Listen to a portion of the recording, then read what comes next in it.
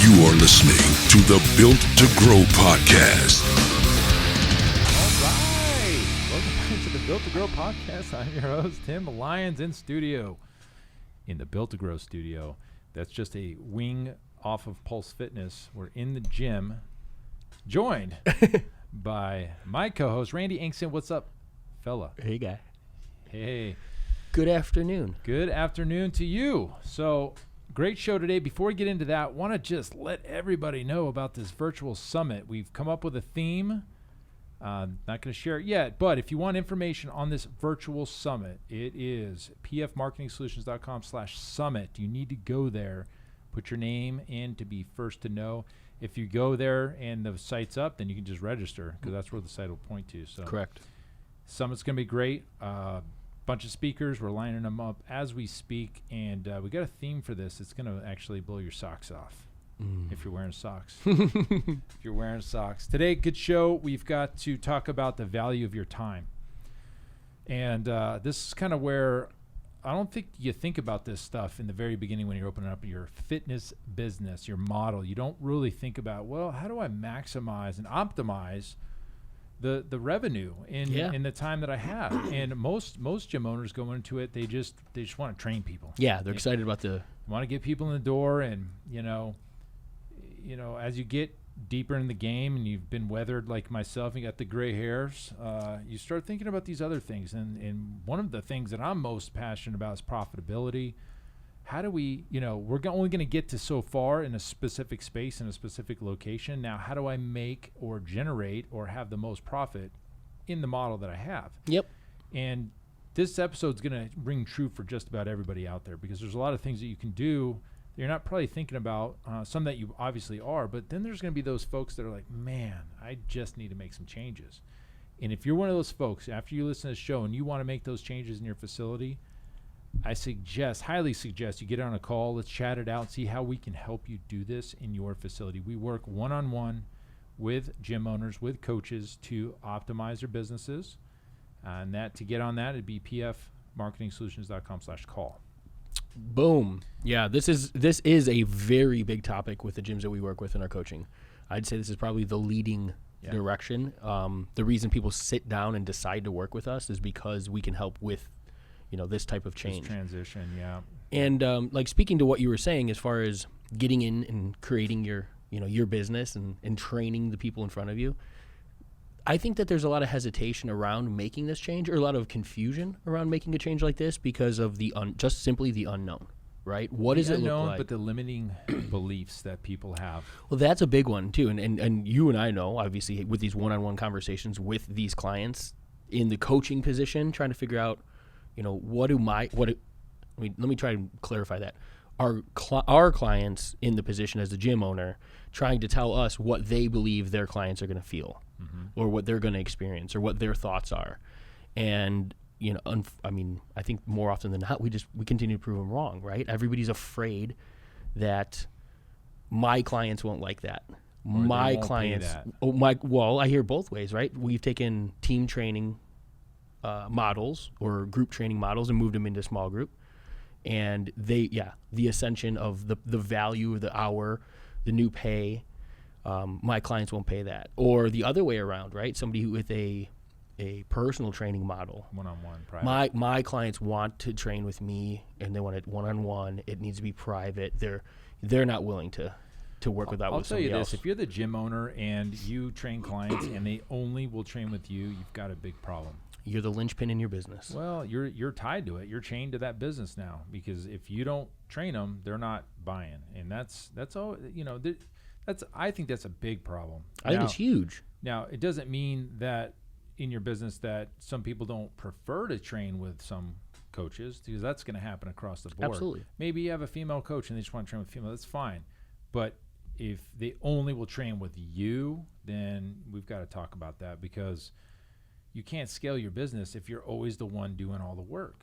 If you're the one training the clients every single day and, you got to go out of town and they don't use their sessions and you're not making money, you have a job. That's a job. If they only will train with you, they won't train with anybody else, that means you have to put the time in and you have to make.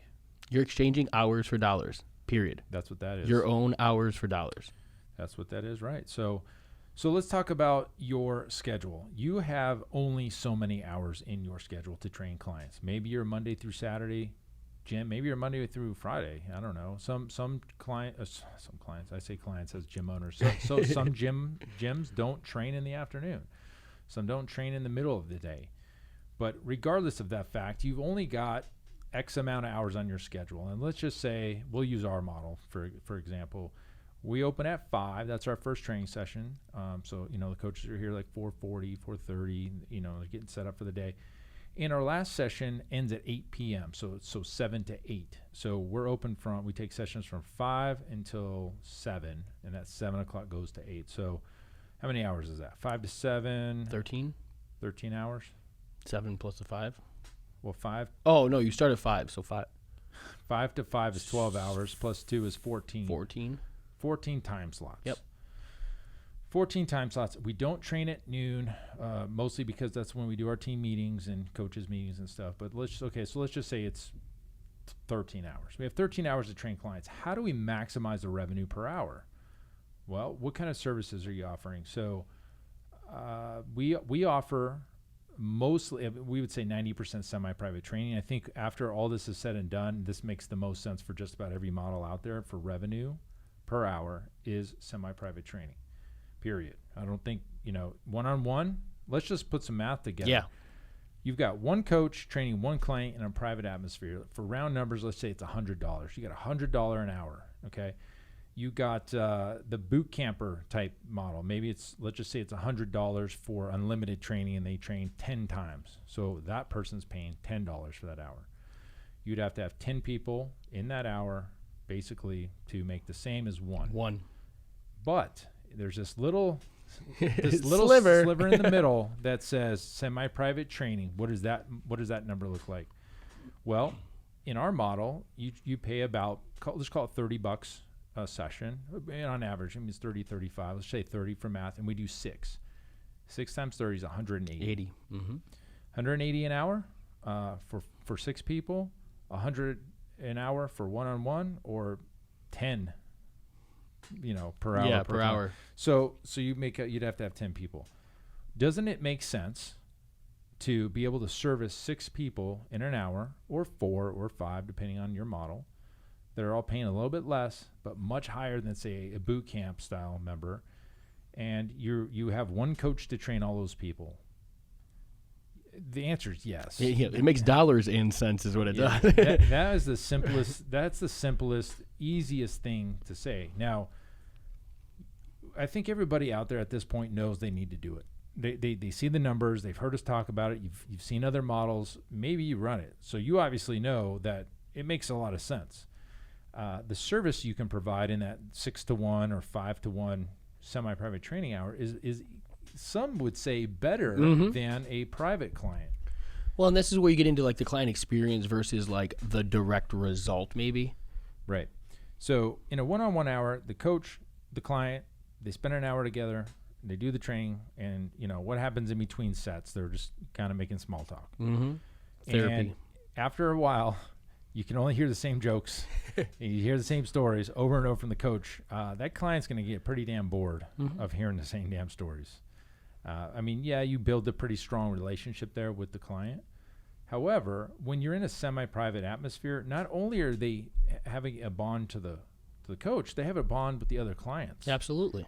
And that's really the secret sauce to this whole thing, is that their experience is not just with the coach in the gym, but also the other clients. So when that group of 6 is training at 9 a.m. Monday, Tuesday, Thursday, Friday, and all of a sudden, like 1 week on a Thursday, Martha's gone. They're calling, "Hey, Martha, what's going on?" "Oh, yeah, I was out of town," or whatever. And they're checking on each other, and they're making sure each other are coming to the gym, holding each other accountable, and they have their little side conversations, and they go out and have coffee after the workouts, and they become friends and go to dinner and know each other's families and go to weddings, and all kinds of cool stuff happens in a semi-private model.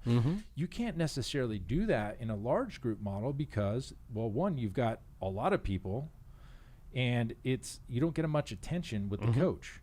So you don't have that kind of bond with the coach as much as you might with in a semi-private. Absolutely. Or in a private. Something just to speak to that real quick too, because we were talking about it a little bit. Actually, when I got here today, you and Zach were in a conversation. Loyalty. Yes. I think in a team training model, it's almost impossible for an organization to create like massive movement towards a brand or a belief or the individuals that are coaching you. Like it's very brand heavy. It's not very personable in a team training model. Yeah. You know what I mean? But if you want to build that loyalty, that community feel, that atmosphere, the close connections and things like that, you need to bring that circle in a little bit. Sure. And I think that can solidify a little bit more of that. Well, I mean, maybe that plays into why we know that the retention of the different types of training also come into play over time. I can really only speak to large group and small group because we don't really do one-on-one. Mm-hmm. We haven't for years. And and we've said this a million times. Our semi-private training clients stay with us on average 36 months. 36 months versus 9.8 months with a team training client. Yeah. So 10 months. So they're come and gone in under a year on average. I mean, we have some that have been here for 6 years Sure. or 7 years or whatever. But that alone says we need to focus on semi-private training clients, and the money's there, and we've always kind of been there anyway. I mean, we may be 80-20, but Sure. the last time we looked, we were 90% of our revenue versus 10%. Like 90% comes from semi-private and 10% comes from team training.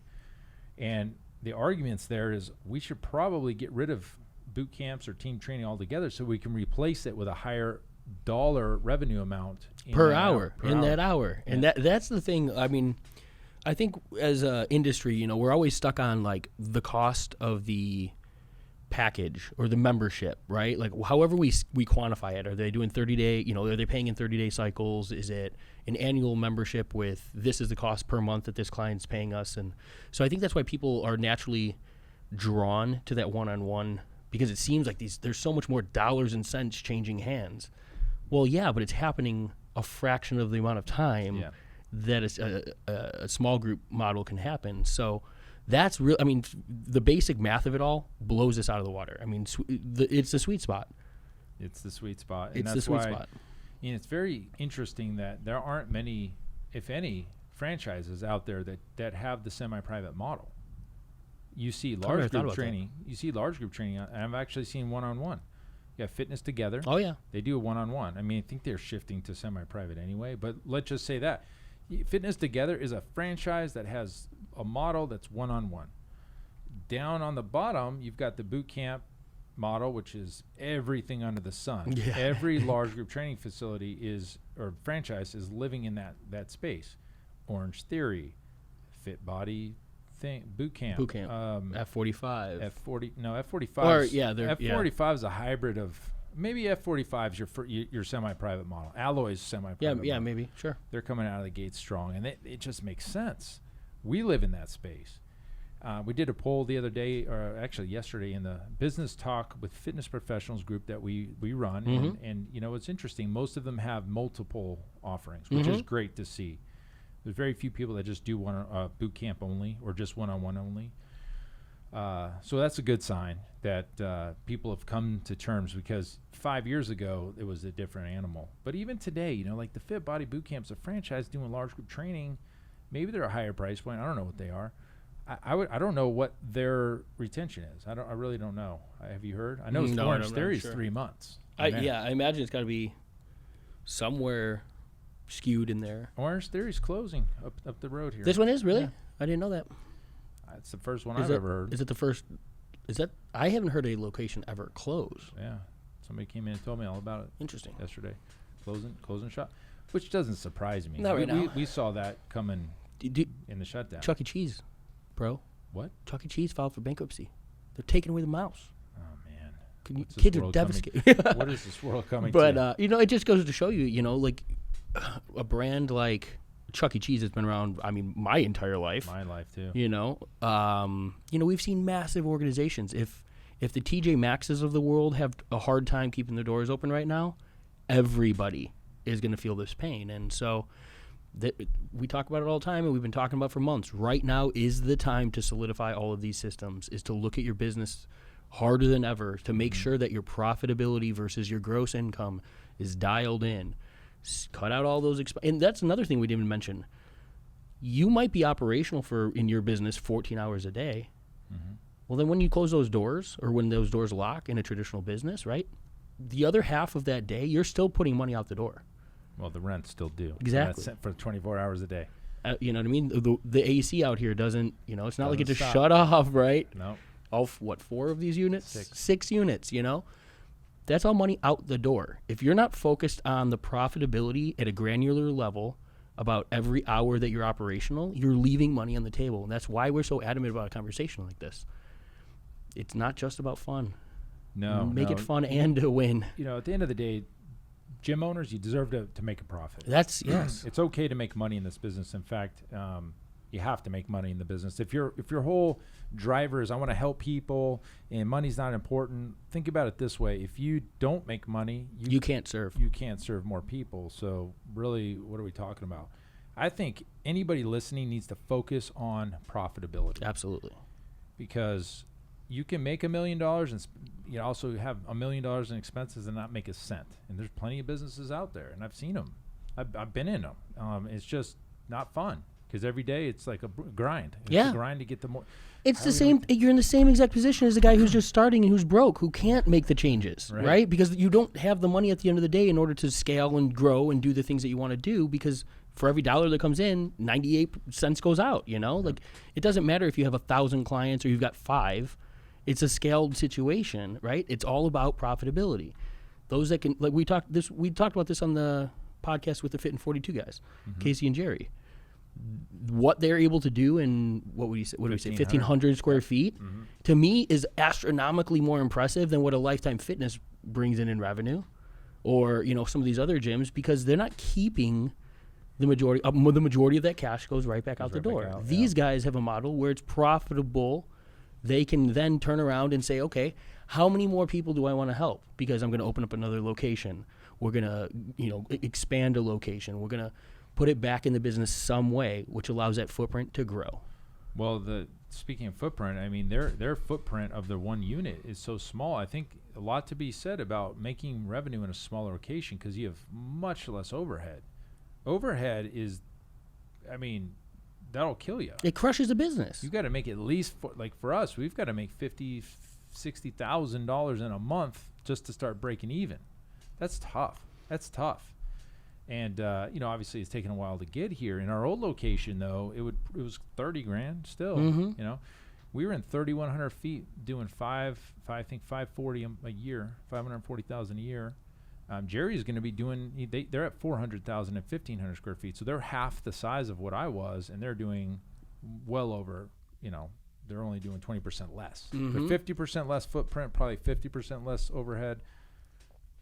20% less revenue. That's not bad. No. Good for them. Disclaimer, I didn't know what the hell I was doing back then. I actually, it was interesting that I had our bookkeeper, I said, when we were doing our last growth summit, I said, pull up the first year in business. Can we get those numbers? Yeah. And I was so damn green, and I didn't know. But, dude, we made $239 in a year. Not a bad way to start. Not a bad way to kick off the door. I mean, there's some gyms that aren't doing that, 5 years in, so. I would say there's a lot of gyms 10 years in still not doing that kind of stuff with the numbers that we talk with. Think about how did I do it back then? It was literally the grind. The grind is what made the money. I was there on Sundays. I was signing up people on the weekends. I was up there 5 in the morning, 10 at night. It's just what I did because I wasn't going to let it fail. And that's what you have to do sometimes. Hell, I mean, listen to Gary Vee. Yeah, the hustle. The grind. But, at the end of the day, the only thing that really changed was the systems.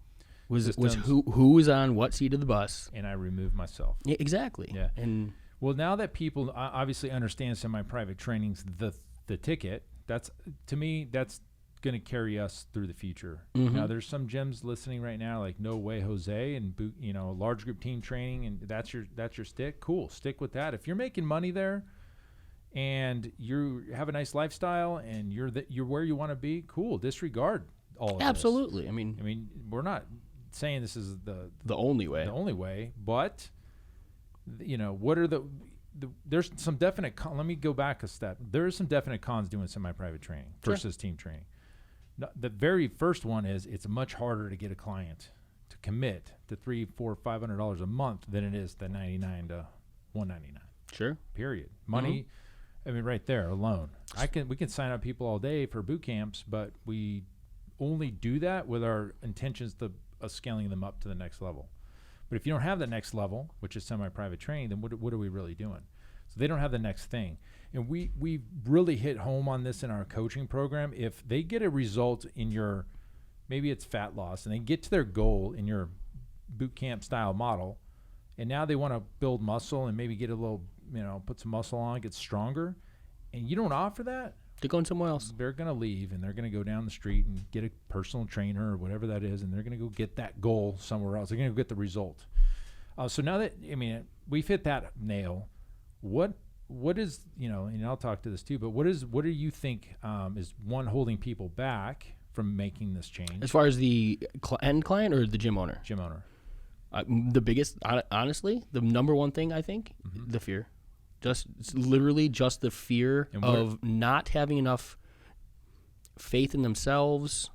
This is an industry. It's very entrepreneurial. Most gym owners, we've got networks and things like that, but they still do make the decisions in their business on their own for the most part.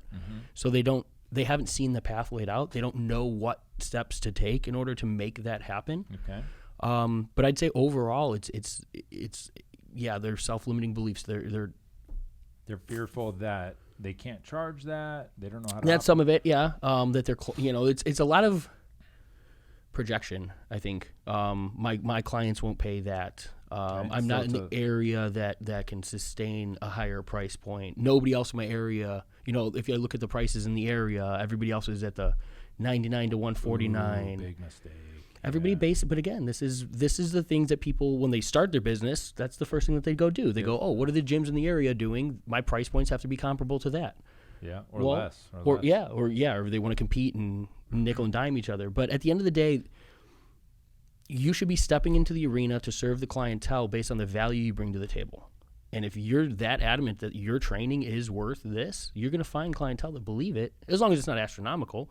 But if you can provide those results, people will adhere to that, right? We've done this how many times now with gym owners. We know that the quality of training and the excitement and the enjoyment of a small group model, they love it. And it's way more enjoyable than even, the only time I ever see one-on-one personal training, in my opinion, being the ticket for somebody is either professional athlete or an advanced athlete that's looking to train a skill or advance in measurable things like a vertical, deadlift, weight, actual or measurable stuff. Yeah, sport specific type stuff. Right.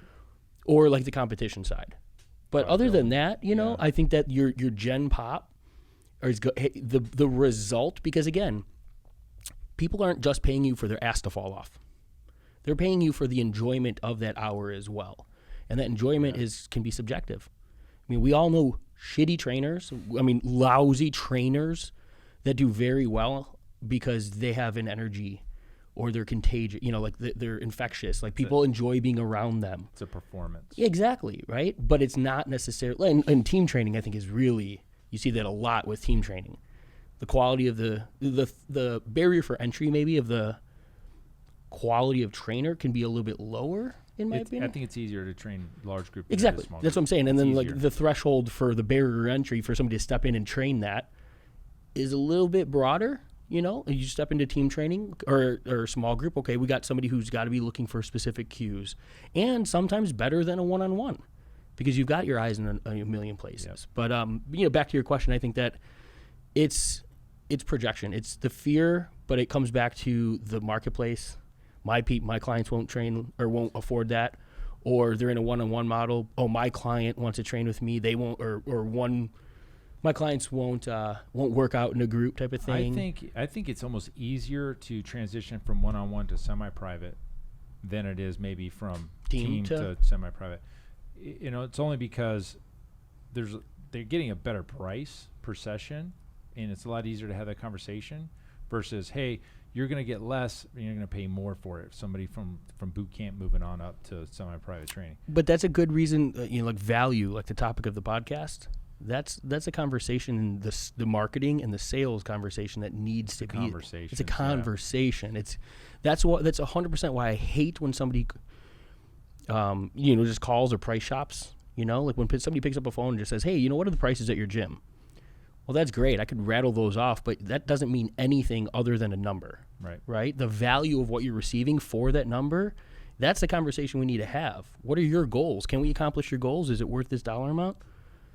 Sure. Yeah, you need to get to the result. Are you willing to pay for the X, which Yeah. is what you want? So we can do a whole show on how to answering the phone because we have a whole script that actually is a kick butt. So Yeah, we should. Yeah, we'll do that. We'll give people the script. Bomb drop. Yeah. Well, there you have it. I mean, semi-private training is that's what we're checking that box. I think, for the number of gyms that we speak with, for you guys listening, most of you fall in a similar arena. This is the largest shift we've seen, I know, with coaching. This is the direction most gyms want to go. We're taking most gyms because at the end of the day, it's like you said, it's not just about the number of people that you train. It's not just about, the gross incomes. You need a life at the end of the day too. Mm-hmm. And as a business owner, you deserve an income. You deserve to be profitable and wealth. You accumulate wealth and then turn around if you want and put it back into the business. Right. But this is the model. This is the direction that more often than not people need to take. Well, I mean, it comes down to this one thing. Would you rather have 200 semi-private training clients paying you $300 each, or would you rather have 350 clients paying you $99? It's not about the number of clients. It's about the revenue. And it's also about your sanity, because it's a lot easier to manage 200 clients than it is 350, 400 clients. Keep them on, because when you get that high in that model, in the team training model, you can't keep track of everybody, and there's no accountability for these folks, and you just lose them. Maybe it's fun to train, and maybe it's you get a younger, more athletic client, and those clients are always fun to train. The energy's high. Maybe you enjoy it as a coach. But at the end of the day, where is the revenue coming from? Is it coming from those clients, or is it coming from maybe your older, wealthier, slower clients that are willing to pay more for your time? And that's where I'm putting my money. That's where that's how our model is. So that's what we say. If you need help with this is where you're at.